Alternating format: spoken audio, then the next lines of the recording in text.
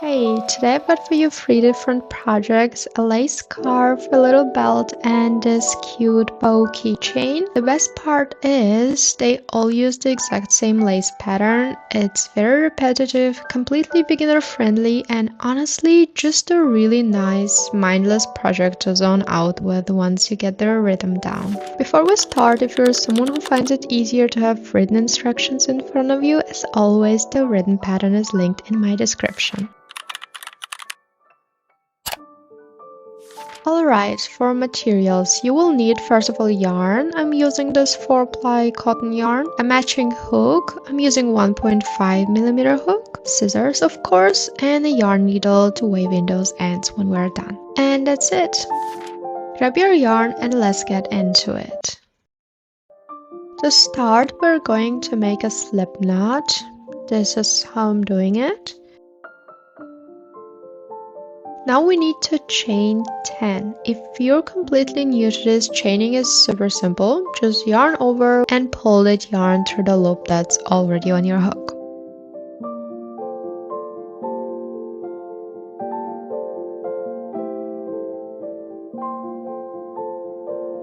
Once you have 10, add 3 more chains. These last 3 are going to act as our very first double crochet. Now for row 1, we're going to skip the first 3 chains closest to your hook and put 1 double crochet into the 4th chain. I personally prefer working into these little bumps. If it's your first time doing a double crochet, yarn over your hook first. Push your hook into that 4th chain, yarn over again and pull the yarn through the chain. Yarn over again and pull the yarn through just the first 2 loops. And finally yarn over one last time and pull through both of those remaining loops. Next, chain 1 and skip the next 3 chains on your foundation row.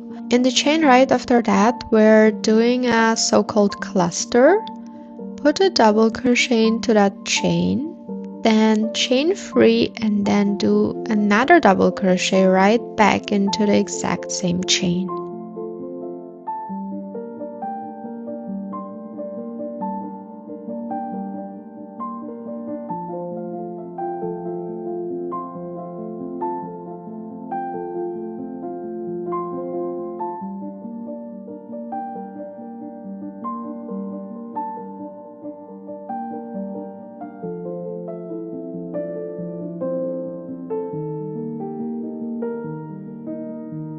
Chain 1, skip the next 3 chains and end the row by putting 1 double crochet into each of the last 2 chains.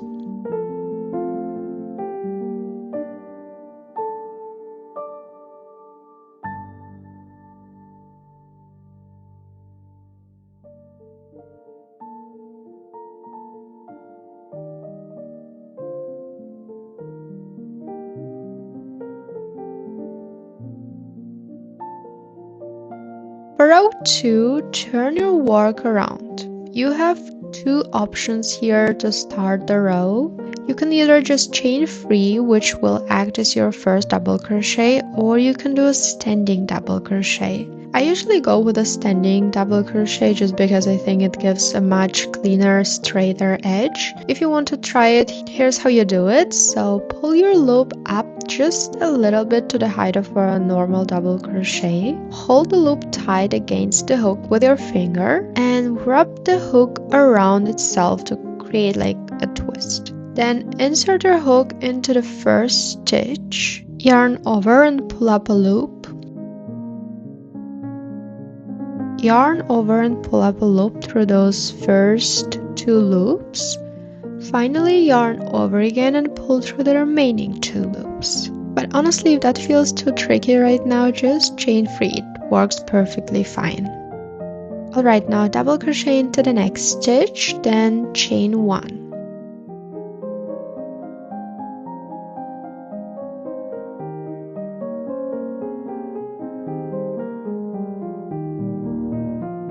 Look at your work and find that big gap, the chain 3 space, from the cluster we made in the last row. Inside that big space, we're going to do a double crochet, then chain 1, do that 3 times total inside that same space.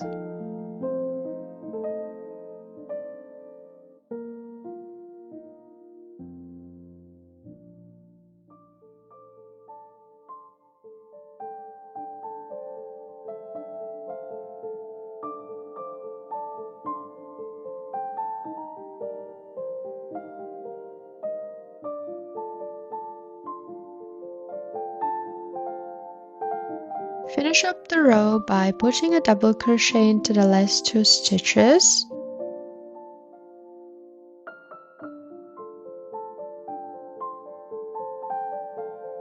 Just a heads up, your very last stitch is going to go into the top chain of that chain free from the start of row 1. Sometimes it hides a bit, so just look out for it.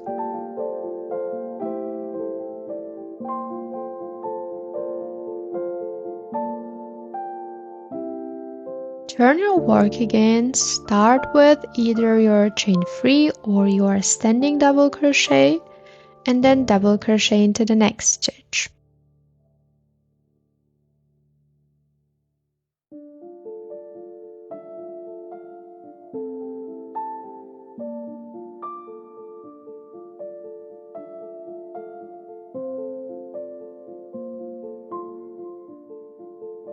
Chain 1, skip 3 stitches. Now look for the middle double crochet from that group of stitches we just made in the big gap. Right into the top of that middle stitch, we're going to repeat our cluster from row 1. Do a double crochet, chain 3, and another double crochet, all in the same stitch.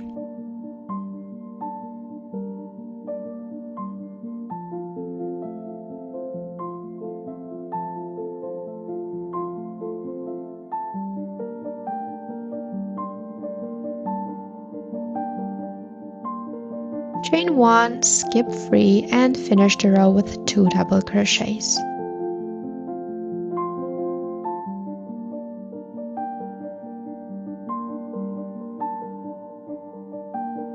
Make sure that the last double crochet goes into the top of your turning chain free from the previous row or into the top loops of your standing double crochet, depending on which method you chose.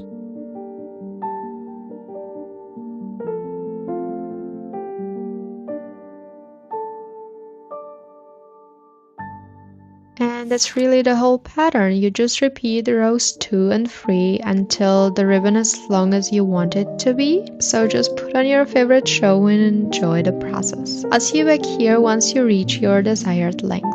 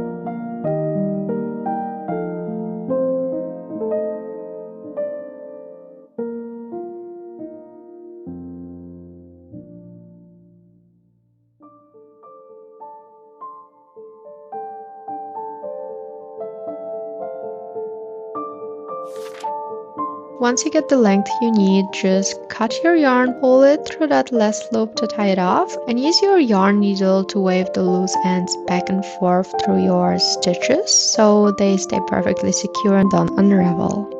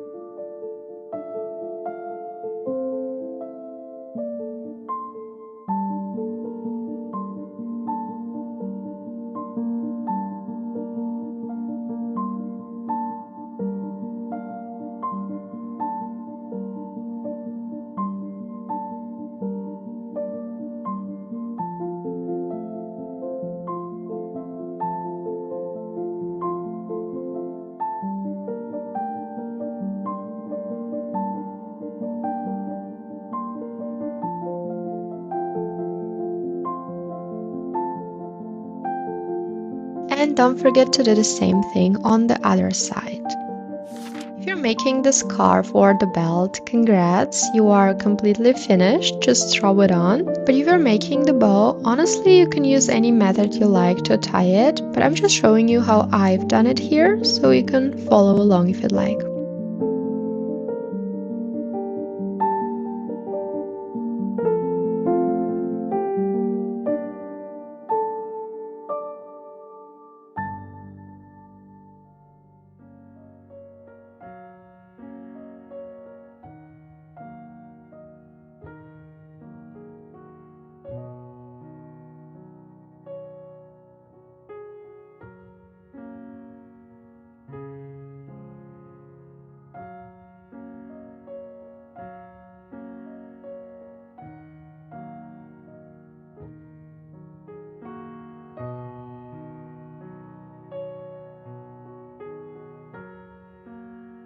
Once you've formed your bow, just attach it to a keychain or directly to your back strap or really wherever you want, and you're done. That's it for today. Thank you so much for watching. I hope the tutorial was easy to follow and the instructions were clear. Let me know in the comments if there are any specific projects you want to see next. Bye!